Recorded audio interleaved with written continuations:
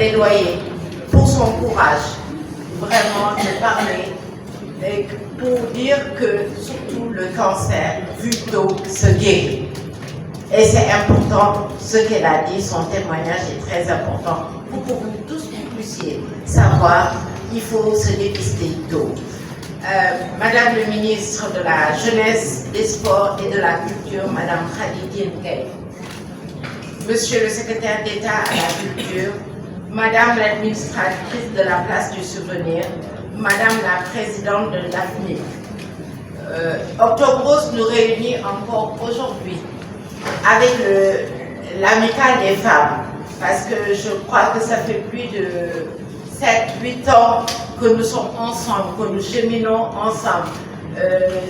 Là, au passage, je remercie Madame Kassé, qui a été un élément très important du dispositif, parce que quand Madame Mara a été malade, c'est elle qui a pris le lit et qui a organisé tous les dépistages que nous organisons. Il y avait même nous avons des animations avec les artistes, parce que le thème qui a de cette année, c'est-à-dire c'est un thème triennal, c'est-à-dire c'est le moment de faire la différence.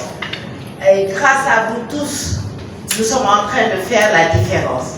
Faire de cette conférence et que la salle soit remplie, c'est important, parce que le cancer, vous donnez une importance à la place de cette maladie.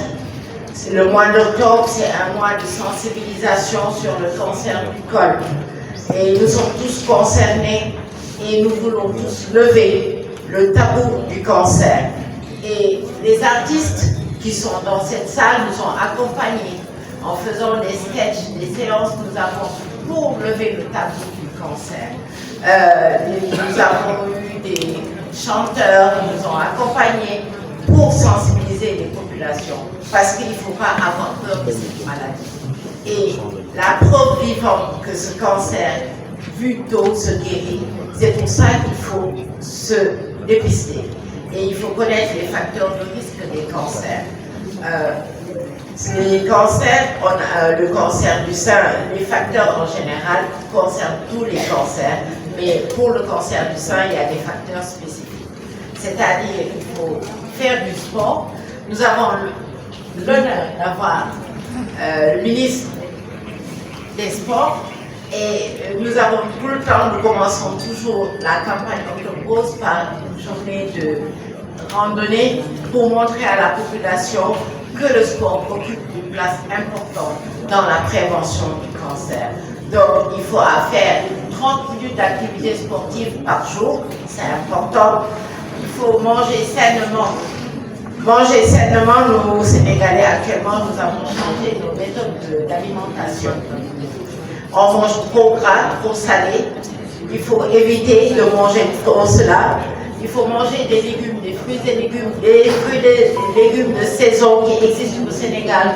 Il ne faut pas dire je dois manger des fruits et légumes, je mange des fruits et légumes qui viennent d'ailleurs. Et vous n'êtes pas sûr que ces fruits et légumes ne contiennent pas de pesticides ni d'engrais chimiques. Ces fruits qui contiennent des pesticides, des engrais chimiques, non seulement sont des facteurs de risque de tous les cancers, notamment dans la salle de fois qu'il y a des hommes, et ces pesticides et engrais chimiques favorisent les cancers de la prostate. Donc faites attention à ces fruits et légumes qui ne sont pas bio.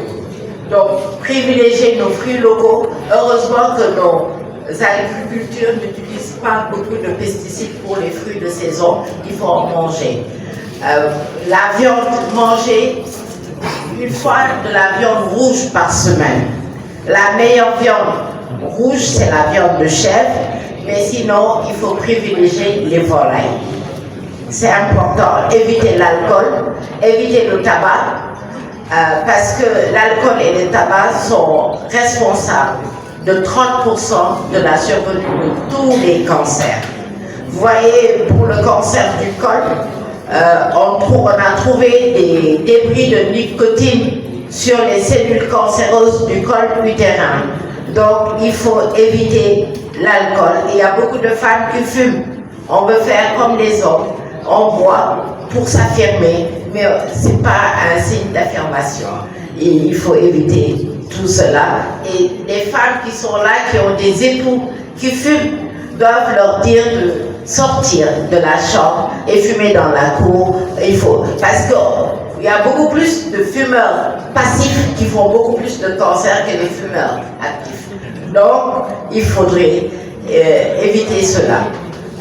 Qu'est-ce que je peux dire d'autre? Pour le cancer du col, c'est l'âge. Il y a le cancer du sein plutôt.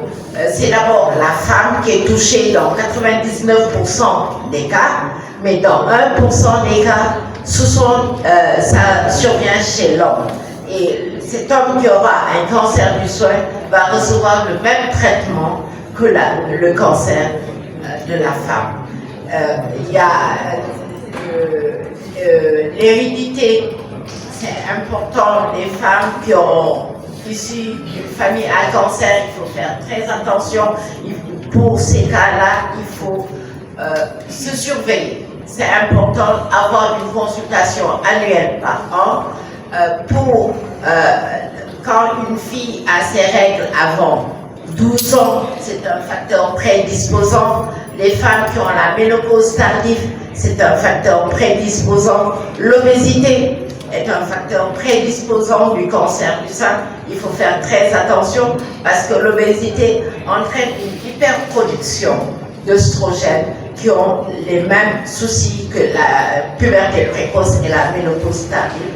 Les femmes qui se marient très tardivement, après 35 ans, qui ont une grossesse après 35 ans, elles sont sujettes à faire un cancer du sein.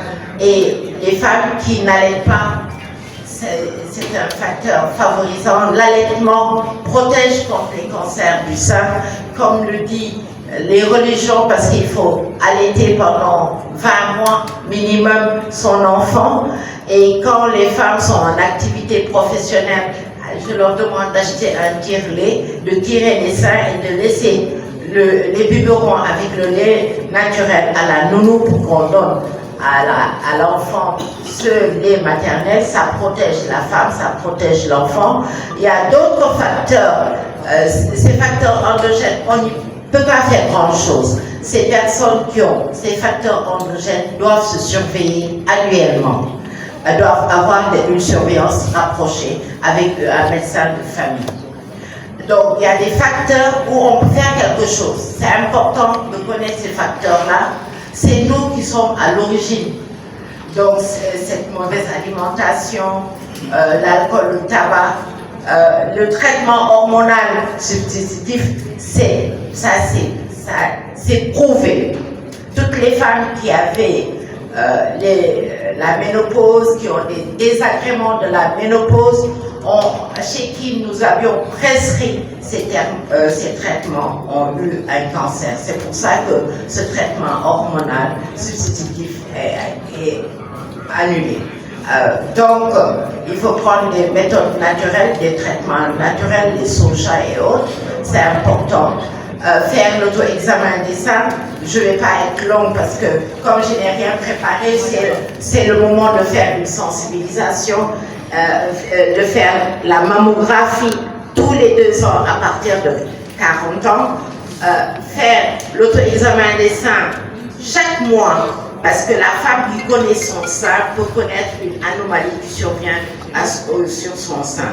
Donc c'est ce que je voulais en ramasser, vous parler des facteurs favorisants du cancer. Je remercie vraiment toutes les femmes et tous les hommes du ministère de la Culture qui nous accompagnent depuis fort longtemps en faisant des quêtes internes, en organisant des soirées et j'ai participé à toutes vos activités. Madame le ministre, je pense que vous êtes déjà engagée auprès de votre consoeur, Madame Maïmouna Dièye, qui est toujours membre de la Ligue sénégalaise contre le cancer. Et vous l'avez démontré plusieurs fois et vous avez démontré de par votre présence en venant ici à cette activité des femmes du ministère pour les soutenir, Et je remercie tous les hommes qui sont là, parce que c'est ensemble qu'on peut lutter contre le cancer, c'est ensemble qu'on peut lever les tabous du cancer. Je vous remercie de votre attention.